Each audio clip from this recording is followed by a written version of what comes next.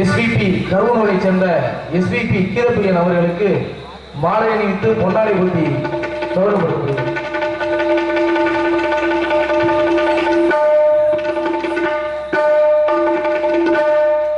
பொன்னாடை அணிவித்து புகழாரம் சூட்டிய புண்ணியமான நமது தண்டியநேந்திர வாழ் கிராம பொதுமக்களுக்கும் இந்த நாடக விழாவனை ஆடி மாத பெருந்திராவாக சீரோடு சிறப்போடும் என் பாய் சந்தனமாரியனுடைய மாபெரும் விழாவாக இந்த விலகம் உய்வு பெற வேண்டும் என்றால் உன்னதமான ஒரு உண்மையவள் பல அவதாரம் எடுத்திருக்கிறார்.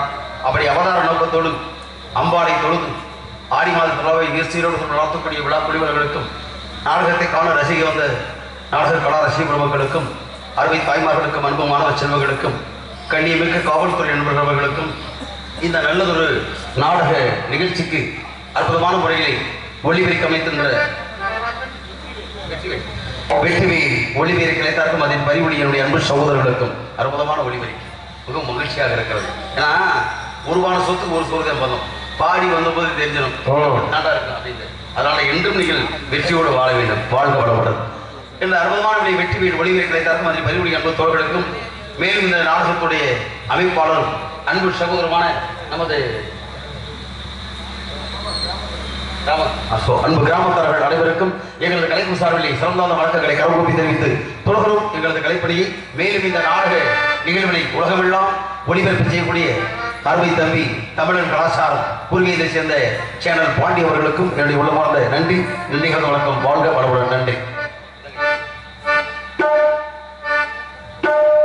காரணித்தால் கழகம் அது நாட்கடந்த நன்மையுமாக அந்த நன்மையை செய்வதற்கு நாரதம் பொறுப்பேற்க நல்லதொரு வேலைகளே நீண்ட இடைவெளிக்கு பின் நல்லாரை காண்பது நன்று, நன்மைக்க நல்லோசல் கேட்பது நன்று, நல்லார்ப்பணங்கள் வைப்பது நன்று, அவரோடு இறங்கி இருப்பதும் நன்று என்று நல்ல உலகை ஆடி தேடி கொடுத்திருக்கோம். மூலங்களை பிறந்துவிட்டோம். ஆனால் பிறந்துவிட்டமே யாராவது இந்த நாளிலே நாம் நடுநிசி வேலையிலே இப்படி கலையையும் கலை சார்ந்த கலா நிகழ்ச்சிகளையும் ஊடு கலந்த நகைச்சுவைகளையும் என உலகத்திலே அறுசுவை என்பது அனைவருக்கும் தெரியும். ஏழாவது சுவை உண்டு என்றால் அதுதான் ஏழாவது சுவை நகைச்சுவை. இதெல்லாம் நம்ம ரசிச்சுக்கிட்டு இருக்கோம். இந்த நடுநிசி வேலை அர்த்தராத்திரி, இந்த அர்த்தராத்திரி சாமத்துல கிட்டத்தட்ட ஒரு வைர விழா என்றால் 25 வெள்ளி விழா, 50 பொன் விழா, 75 வைர விழா. 75 ஆண்டுகளுக்கு முன்னால் இந்த அர்த்தராத்திரியிலே இப்படியெல்லாம் நான் தாண்டா உலகத்துல என்னால் எதையும் சாதிக்க முடியும் என்று யாராவது தலைமையில் இருக்க முடியுமா? முடியாது. காரணம், அந்நியருடைய அடிமையிலே நாமெல்லாம் ஆட்சியிலே அடிமைப்பட்டிருந்த காலங்கள். அந்த அந்நியருடைய ஆட்சியிலே அடிமைப்பட்டிருந்த விலங்குகளை தகர்த்து எறிந்து சுதந்திரமாக நாமெல்லாம் வாழ வேண்டும் என்று சுதந்திர சுவாச காட்டை நாமெல்லாம் சுவாசிப்பதற்கு முன்னோர்கள் போரிட்டு அதை வாங்கி கொடுத்த இந்த நன்னாள் கிட்டத்தட்ட இந்த இந்திய மண்ணிலே பாரத திருநாளுடைய 78வது சுதந்திர திருநாளை உங்கள் முன்னால் பகிர்ந்தளிப்பதிலே நானும் பெருமை கொள்கிறேன். அனைவருக்கும் 78வது சுதந்திர தின நல்வாழ்த்துக்களை மகிழ்வோடு தெரிவித்துக் கொள்கிறேன். ஆக இந்த மகிழ்ச்சி ஒன்றுதானே காரணம். அந்த மகிழ்வுக்கு காரணம் உள்ளம். ஆக உள்ளத்தை நம்ம என்ன நினைக்கிறோமோ அதுதான் சரியா இருக்கும். அப்படி சரியாக இருக்க வேண்டும் சொன்னால் இந்த சுதந்திரத்தை கொடுத்தவன் பூ உலகத்திலே அவள்தான் என் தாய் சந்திரமாரி. சந்தனத்தை கொடுத்து உண்மையிலேயே இன்னொரு ஆளுக்கு நான் நன்றி சொல்றது இந்த இடத்துல.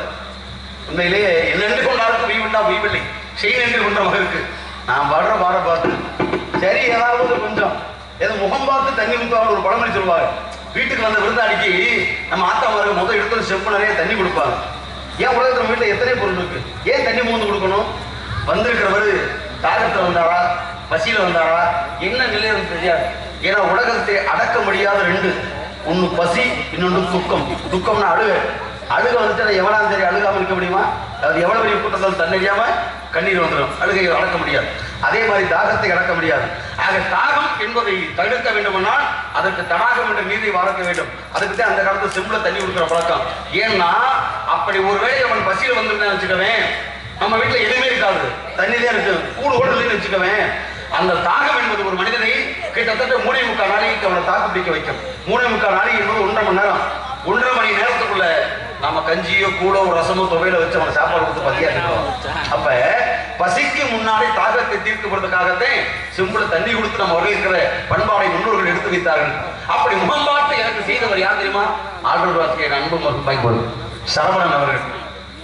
மாமா வந்தோட ரொம்ப கஷ்டப்பட்டு வேகாடா இருக்குன்னு சொல்லி அப்படின்னு ஓரியின் பேரு திருப்பி எனக்கு கொஞ்சம் சுவாசம் கொடுத்தீங்கல்ல, நீங்களும் ஒரு வகையில் நல்லவர்களாயா, சுதந்திரமா இருக்கணும். என்னைக்கு இருந்தாலும் அதுக்காக கடமை செய்ய வேண்டும். அதனால என் பாவத்தை தீர்க்கவள் சந்திரமாரி தாங்கி கொண்டு கிரகத்தை ஆரம்பித்து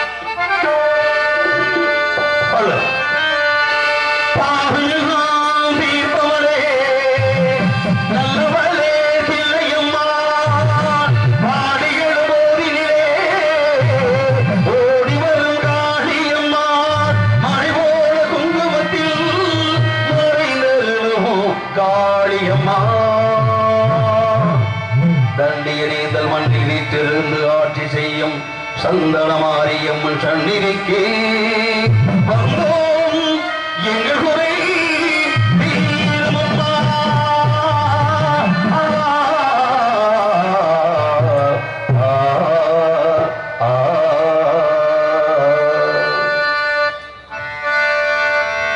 நந்தம் தனம் தனம் நந்தனந்தம் நந்தனந்தம் நந்தம் தனந்தம் நந்தம் தனந்தம் நந்தம் தனந்தம் நந்தம் தனந்தம் என்னாலே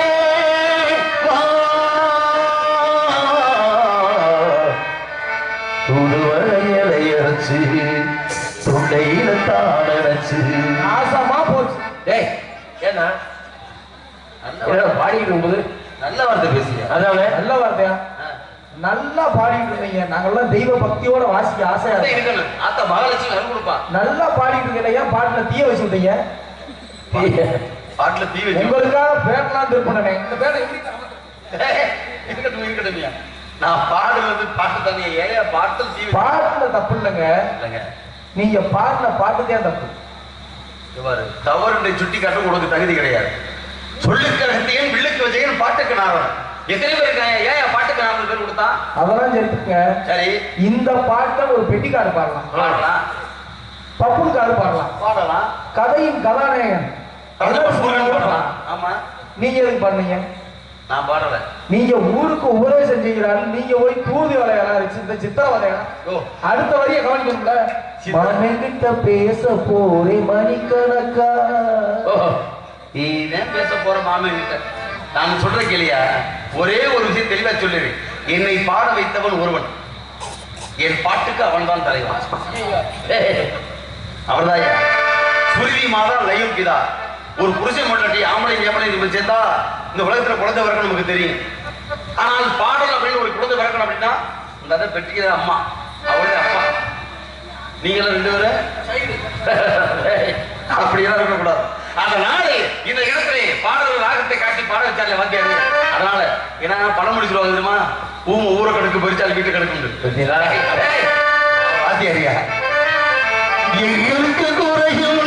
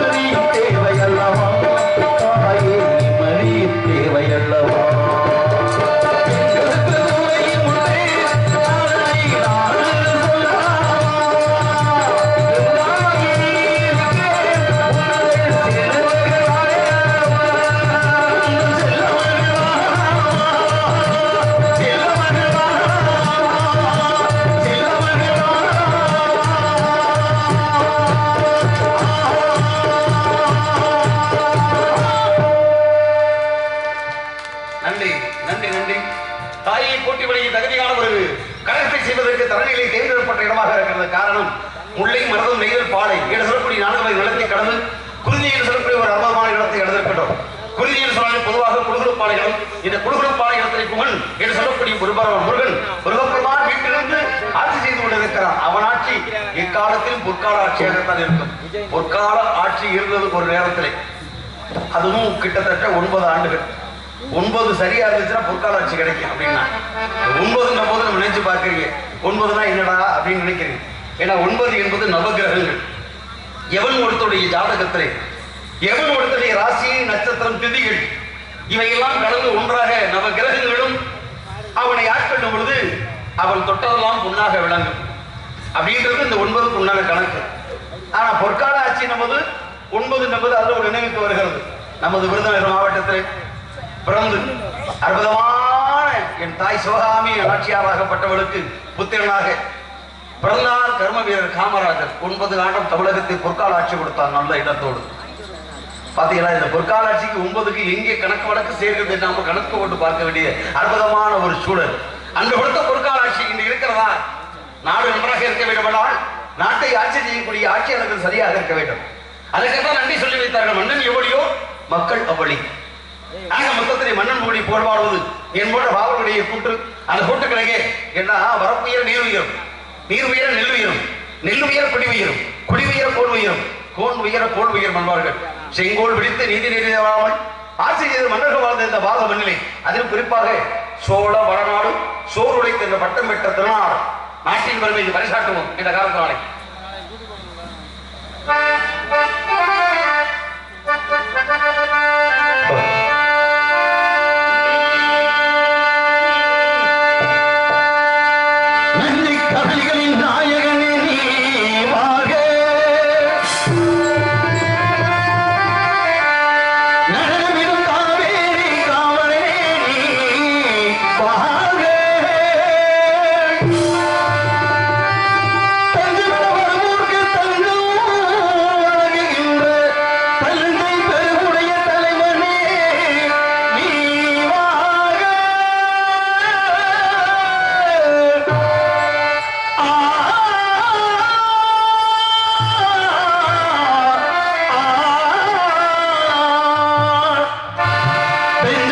வெற்றி கண்டு அஞ்சலிக்கும்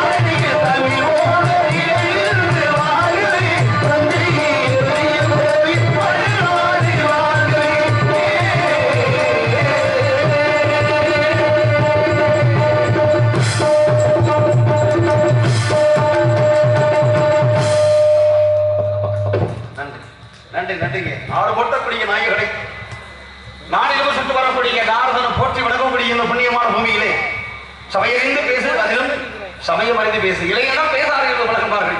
உலகத்தில் ஆண்கள் பெண்கள் யாராக இருந்தாலும் சமத்துவமான வாழ்க்கை வாழ்வதற்கு நாம் எல்லாம் அறிவிப்பட்டு கிடந்த காலங்கள் நீக்கிவிட்டு அப்படியெல்லாம் சுதந்திரத்தை கொடுத்தார்களே. ஆனா கொடுத்த சுதந்திரத்தை நம்ம முறையா பயன்படுத்துறோமா? எப்படியெல்லாம் இருக்கிறது, அதுதானே உண்மை. ஆக இந்த உலகத்தில் உண்மையிலே ஏன்னா சத்தியம் என்று சொல்லக்கூடிய வார்த்தை இருக்கிறதே. அதனால்தான் இன்று இந்திய முத்திரை சீனத்தில் கூட சத்தியமாகவே செய்ய என்று சொல்வார்கள். காரணம் என்ன என்றால் வாய்மையே வெல்லும் என்பார்கள். அந்த வாய்மையே வெல்லும் என்றால் கொடுத்த வாக்குறுதியை நாம் காப்பாற்ற வேண்டும். ஏன்னா நாமெல்லாம் இன்னைக்கு உடைக்கிறோம். எதுக்காக? ஒருச்சான வகுப்புக்கு தான் மனுஷன் இதை பாடுபடுறாங்க. சரி, நான் கேட்கிறேன், ஒருச்சான வகுப்புக்கு தண்ணி வந்தெல்லாம் நல்லா கண்ணீர் போட்டாங்களே, தம்பி சரவணா போயிட்டு வாட போயிருங்க. காலையில் என்ன வேணும்? துட்டு, காசு, பணம் எல்லாமே தேவைப்படுகிறது. அந்த காசு பணம் இல்லைன்னா காத்து இருந்தா தாண்டா தம்பி நாடு மதிக்கும். அது இல்லாதவனை கழுது கூட எட்டி உதைக்கும். அவனை காசை முன்னுக்கு வச்சா கடவுளை முன்னுக்கு வச்சா அந்த காசு பணத்தை ஒருத்தர் எல்லாம் பாருங்களேன். நம்மகிட்ட காசு இருக்காது. சில பேர் உத்தரவா வச்சுக்கிட்டு சந்தோஷப்படுறவங்க இருக்கான். 1 கோடியை வச்சுக்கிட்டு வருத்தப்படுறவங்க இருக்கான். ஏன்னா அவனுக்கு அது பத்தல. ஆனா சதா தருவார் நான் யாருக்கு இருந்தாலும் வீடு பண்ண கொடுத்துருக்கா. ஏன்னா ஒன்று உலகத்திலும் கஷ்டப்படுவது ஜீவாத்மா, நமக்கு வாரி வழங்கக்கூடிய தெய்வம் பரமாத்மா. இந்த 2 விதமான ஆத்மா உண்டு. ஜீவாத்மா மனிதன், பரமாத்மா என்பவர் கடவுள். இந்த கடவுளும் மனிதனும் ஒரே ஒரு ஆள் நினைச்சு பார்க்கணும்னா அவன் தான் மகாத்மா என்று சொல்லக்கூடிய மகாத்மா காந்தி. அந்த காந்தி விட்டுப்பட்டது இந்த தேசத்திலே நீதி, நேர்மை, நியாயம் செத்து விட்டது என்பதை நேற்று பார்க்கும் பொழுது, ஏன்னா நீதிமன்றத்தில் கூட பாரத மாதா என்று சொல்லக்கூடிய தர்ம தேவதை, அந்த தர்ம தேவதையுடைய ஏன் இப்படி பக்கத்தில் நீதிபதி பக்கத்தில் கூடிய அந்த சிலையில கருப்பு திங்களை கண்ணை கட்டி வச்சிருப்பான். ஏன் தெரியுமா?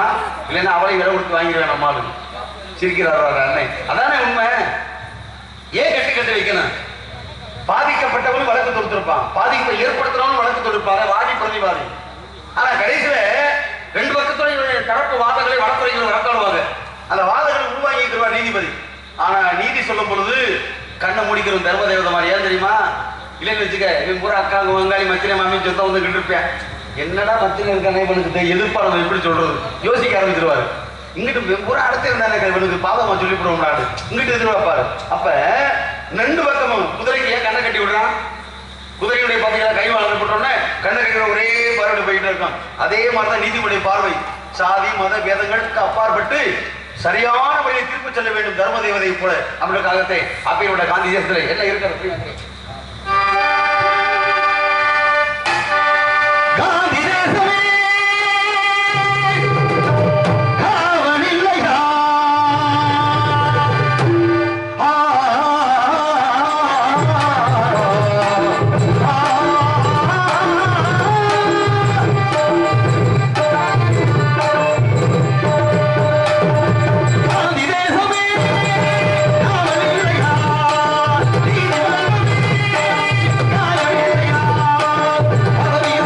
பாரத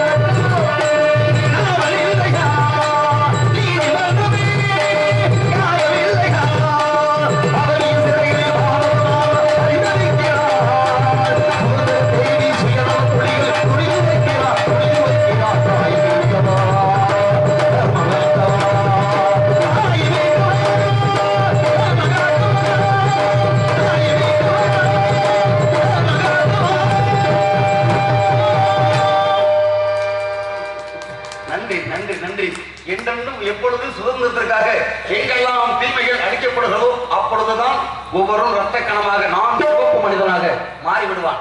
இரண்டால் அங்கே ரத்தம் சிந்த வேண்டும். ஒன்று ரத்தத்தை சிந்தி நாம் சுதந்திரத்தை வாங்க வேண்டும். இல்லை என்றால் மற்றவரை நாம் ரத்தம் சிந்த வைக்க வேண்டும். அதுக்குத்தான் என்று செத்து மடிகின்றார். அப்பேற்பட்ட வாசகத்தை இந்த இடத்திலே நாமும் காப்பாற்ற வேண்டும் சொன்னார். இடம் சிறப்பான இடமாக இருக்கிறது. முல்லை, மருதம், நெய்தல், பாறைகள் சொல்லக்கூடிய 4 வகை நிலம். 4 வகை நிலத்தை கடந்து குறிஞ்சி என்று சொல்லக்கூடிய ஒரு அற்புதமான இடத்தை இருந்திருக்கின்றோம். குறிஞ்சி என்று சொன்ன பொதுவான குறுகுறு பாறைகள். இந்த குறுகுறு பாறையத்திலே புகழ்ந்திருக்கிறானா? இதை மற்றவர்கள் யாராவது இருப்பார்களா? ஏதாவது சத்தம் கேட்கிறதா? கவனித்து பார்க்கிறேன்.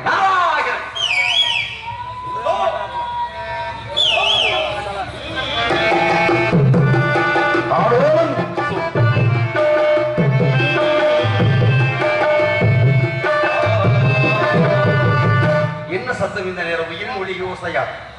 இன்னொரு உயிர் ஓசை என்ற போது இன்னும் அடுத்த வரி வருவார் சொல்றதுக்கு மனசு கூடுகிறது. ஆக இந்த வாசகத்தை பார்க்கும் பொழுது ஆளுநர் ஆய் என்று சொல்லக்கூடிய இந்த ஆத்மாவுக்களை லோகத்தை அடக்கி ஓம் என்று சொல்லக்கூடிய பிரதமத்துக்கு பிரதனை ஆராய்ந்து ஆளுநர் சொல்லிண்டு அழகான முறையிலே காலமகள் கவிதைக்குள் பாடிக்கொண்டிருக்கிறார். இவள் வாழக்கூடிய கவிதைகளால் அரங்கேற்றம் செய்வதற்கு தான் ஒரு வேலை வாய்ப்பாக இருக்குமோ? அப்படி ஒருவேளை வாய்ப்பாக இருந்து விட்டார். பிடிக்காமா? பார்க்கலாம். ஏனென்றால் இவர்கள் பாடக்கூடிய அந்த பொருள் ஓசையை கேட்டவுடனே நீண்ட இடைவெளிக்கு பண்ணி எனக்கு அந்த 7 நாட்கள் நினைவுக்கு வருகிறது. பார்க்கலாம்.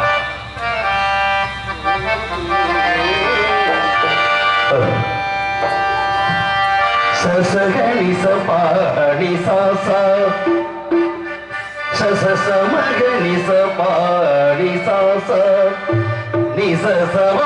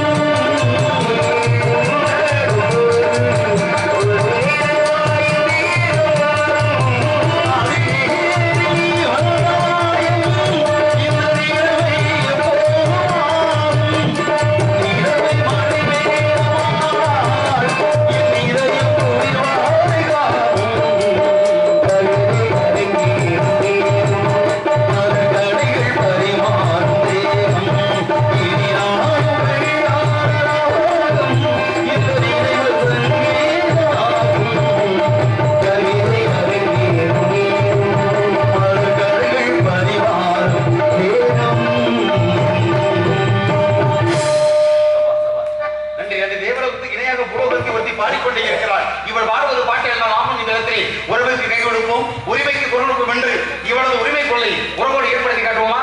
பிடிக்கும்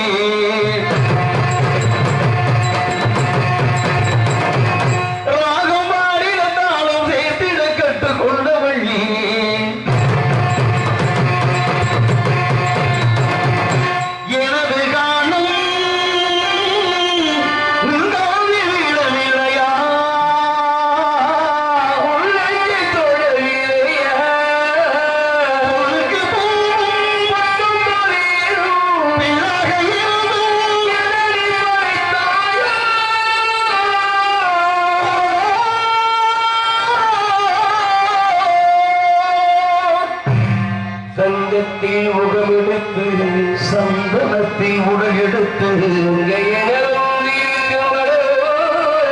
நீ வாழை நேர பொன்மங்கள் நிலவோ ஒரு மூடன் கதை சொன்னான் என் கதை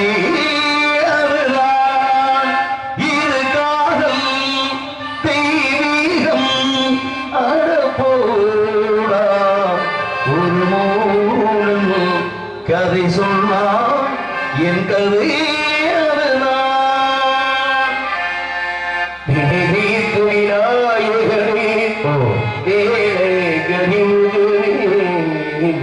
கணபதியே வருவாய் ஐயா கணபதியே வருவாய். ராஜா என்பார் மந்திரி என்பார் ராஜ்யம் இல்லை ஆள ஒரு ராணியும் இல்லை வாழ உறவுமில்லை அதில் பிரிவுமில்லை அந்தரத்தில் ஊஞ்சல் ஆடுகின்றேனாலும் அந்தரத்தில் ஊஞ்சல் ஆடுகின்றேனாலும் மாமரத்து பூவெடுத்து மஞ்சள் ஒன்று போடவா பூமரத்து எடுத்து போழையாக்கி மூடவா கண்ணீர்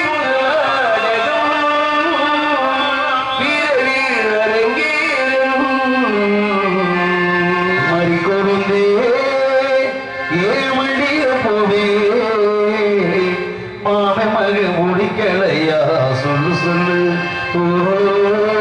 மஞ்ச வர வழி இல்லையா வந்து நின்று கருவாச்சி ஏன் கருவாச்சி ஒரு சாடமாட பார்வையாளர் காதல் வந்து உருவாச்சு. என்ன பார்வை நம்ம மஞ்ச கமலைய கண்ணால சொன்னதுடா என்னாச்சு இப்ப காதல் வந்து புது புதுமே ஆயாச்சு. பூரா அப்படியே செக்க சீல் இருக்காங்க. அவங்கள போய் கருவாச்சி கருவாச்சி இருக்கு பாவம் கோவம் வராதா? ஏன்னா நிலத்தை வைத்து யாரும் இடம் போடக்கூடாது. ஆகிய கருவாச்சியை கூட நாங்கெல்லாம் மட்டும் எடுத்து மாத்திர காலங்கள்லாம் உண்டு. இதெல்லாம் வந்து உருவாச்சு கழகம் உருவாச்சு ஆரணம் என்ற பாடலாளை கழகம் வந்து உருவாச்சு. காதால கேட்ட குரலும் என்னாச்சு நான் காதால கேட்ட குரலும் என்னாச்சு கற்கண்டு பாகு சுவைக்கு இது மேலாச்சு. உன்னை தானே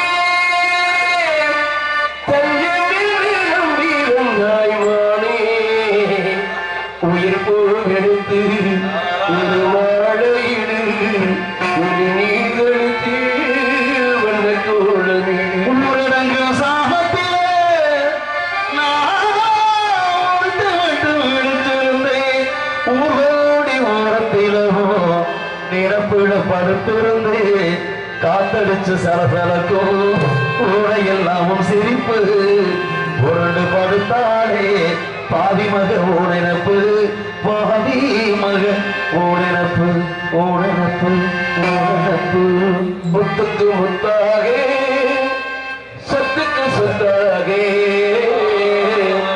கண்ணும் தம்பி பிறந்து உண்டுக்கு ஒன்றாக நந்தாவை இணைந்து வந்தோம் கண்ணுக்கு கண்ணாக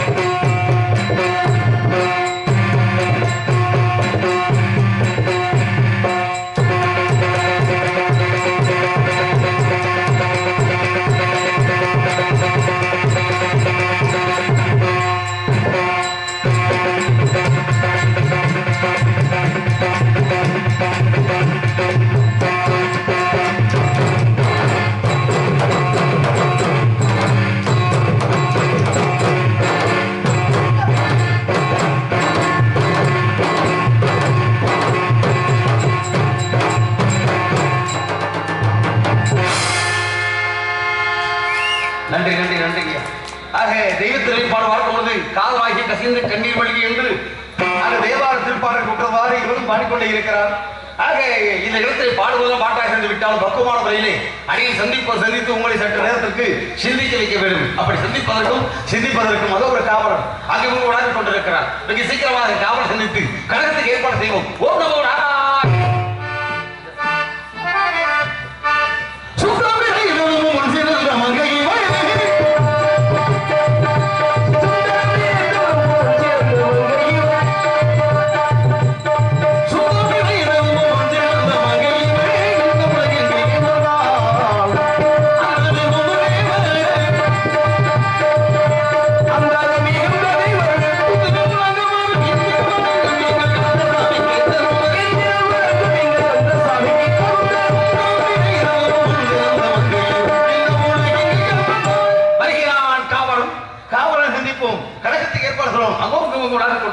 அது பார்க்கலாம்.